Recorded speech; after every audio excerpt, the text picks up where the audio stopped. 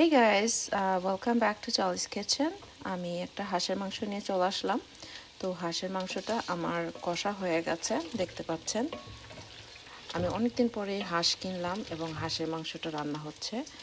আর এই হাঁসের মাংসের ভিতরে আমি রান্না করব হচ্ছে চাল কুমড়া দিয়ে। আমি জানি না আপনারা চাল কুমড়া দিয়ে কখনো হাঁসের মাংস খেয়েছেন কি না।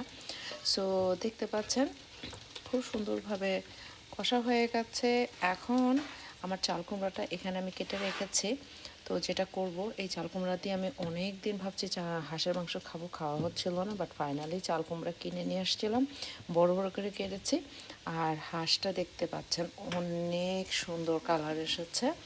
এখন যেটা করব, পানি দিয়ে যখন টকবক করে হয়ে যাবে তখন আমার চাল কুমড়াটা দিয়ে দিব। অ্যান্ড ডান, চাল কুমড়া দিয়ে দিলাম। এখন এটাকে রান্না করে নামিয়ে ফেলবো। সো ঝোলের পানি দিয়ে দিয়েছি। পানিটা কিন্তু ফুটানো পানি দিবেন, এবং ফুটানো পানি দেওয়ার পরে যখন একদম টকবক করবে তখন চাল কুমড়াটা দিয়ে দিবেন। আর চাল কুমড়া সিদ্ধ হতে বেশিক্ষণ লাগবে না, তো মেক শিওর করবেন আপনার রান্না হাঁসের মাংসটা যখন মোটামুটি সিদ্ধ হয়ে গেছে তখন চাল কুমড়াটা দিবেন। আজকে আমি চাল কুমড়া দিয়ে হাঁসের মাংস রান্না করে ফেলেছি। অনেক সুন্দর হয়েছে দেখতে। এখনও খেয়ে দেখিনি, তবে অবশ্যই খেয়ে আপনাদেরকে জানাবো কেমন হয়েছে। তো কেমন লাগছে হাঁসের মাংস দিয়ে চাল কুমড়ার তরকারি, অবশ্যই কমেন্ট করে জানাবেন। আশা করি ভালো লেগেছে।